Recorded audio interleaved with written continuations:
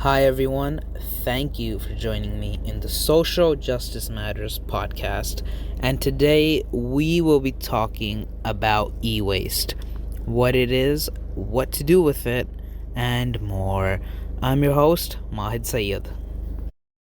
So, in this podcast, I will be going over the creation of the devices, the destruction of it, and where it goes, and what we as consumers can do about it. Now, there are billions of people around the world using devices, and it is only natural for a lot of e-waste to arise. Now, e-waste is electric or electronic devices that have been discarded. Now, they can be discarded for a few reasons, being simply they're just unwanted now, or they're not working, or quote unquote they're nearing the end of its useful life. Now, there's also this notion that we need the newest devices every year, which of course contribute to the global e-waste issue that we have going on. E-waste is also dangerous because of the toxic chemicals found in the devices that are either burned or thrown away and ended up in landfills.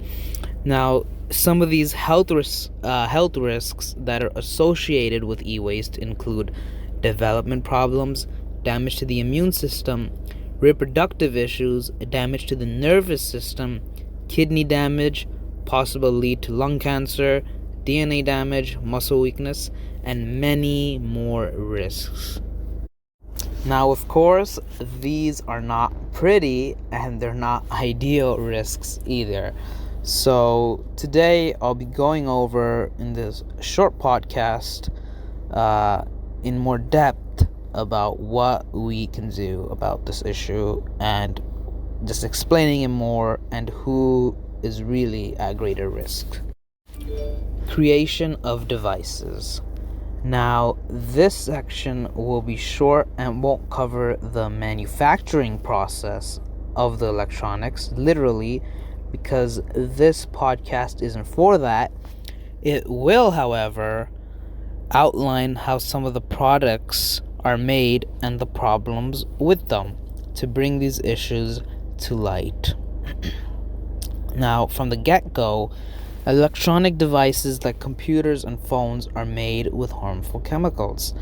Computers, for example, contain a multitude of chemicals that are harmful to us, like lead, cadmium, mercury, and chromium. All of these materials have known toxic effects, which range from brain damage, kidney disease, mutations, DNA damage, and cancers. Now, notice how some of these risks are similar to what I went over in the introduction of the podcast.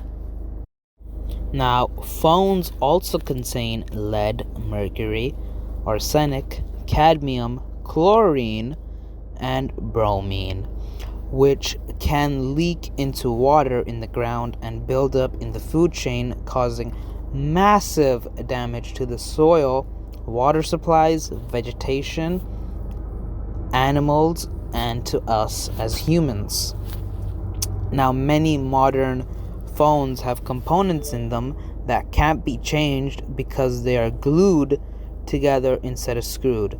The glue makes it very difficult to take apart and recover said materials from because it degrades the value of the commodity product itself. So in short, we can't replace the batteries, for example, in the phones itself, because they will decrease the value of the phone, and just because we can't do it, they're being glued now instead of screwed. Now, e-waste is the fastest growing waste stream worldwide. Much of it is handled unsafely, which causes pollution, health hazards, and loss of very valuable, finite resources. Destruction of devices and where it goes. So when your e-waste is given to be recycled, you expect it to be reused or disposed of properly. Now, this is not exactly the case. In a report by the United Nations, only 17.4% of the world's discarded electronics were recycled. Now, this means of all the electronics that were thrown away from the entire world, less than 20% were recycled and reused to make new electronics. The rest ends up in landfills in mostly third world countries or is incinerated. According to a report made in 2017, most of the e-waste that is shipped is sent to China, Ghana, Nigeria, Pakistan, India, and Vietnam. Unlike the US, these countries do not have safety or environmental regulations in place to protect their people or the environment. Jim Puckett, executive director of a nonprofit, has seen orphan teenagers in Ghana burning electronics which release toxic fumes into the air. In Nigeria, he witnessed workers tossing electronics into a pile and lighting it on fire. He notes that they were not given any proper safety gear like masks and goggles, and it was harming the environment very clearly. When electronic devices are exposed to heat, toxic chemicals from the devices are released into the air, which damages the atmosphere. Now, is it fair for the kids to be exposed to toxic chemicals because they have no choice? Here's more. In Guyu, China, the world's largest e-waste site, hundreds of thousands of people dismantle and burn e-waste there. The pollution has made Guyu unable to produce crops for food, and the water from rivers undrinkable, and children suffer from severe lead poisoning. E-waste in developing countries litters the towns and villages, and as we've seen, causes serious health and environmental risks. Even though it is banned, the UN has found that large amounts of e-waste is sent illegally to China and Africa from the US, Europe, and other countries in Asia. Having known all this, I want to ask the viewers, is it fair these countries to be sent our junk? Oftentimes, the poorer countries need the funds received for e-waste, and in turn they dispose of it, even if it is illegal. We see this as Ghana and Nigeria do it. We are all responsible for e-waste, and sending it off to other countries or just burning it so it harms the environment should not be our solution to it. In the next section, I will talk about what we can do about it. Section 3 and the final section, what we can do about it. Imagine these cancer-causing chemicals injected into your body. That's what's happening to our Earth. E-waste is a global phenomenon. Hence, it is the responsibility of all of us to do our part to help the planet and its people. In this section, I will go over some of the ways in which we can help. The first thing to do is to start off simple, keeping your devices a bit longer if they still work, and not upgrading your phone every year, for example. The notion that we need a new phone every year contributes to global e-waste and should not be the way that we do things. Modern phones have the capability to last fine for 3 to 5 and sometimes even 7 years. Now, if your devices do go bad, try to get it repaired instead of throwing it out. Oftentimes, a simple repair can fix it and make it last for years more than if it was thrown out prematurely. If the device is still usable and you want to upgrade, then consider selling it or giving it to a family member. This has a number of benefits rather than throwing it out. If you sell it, you get some money, you're happy. If you give it to a family member, you make them happy, and the device can last for a couple more years. You can also consider donating electronics to social programs. The next thing to do is to raise awareness on e-waste. Let everyone know,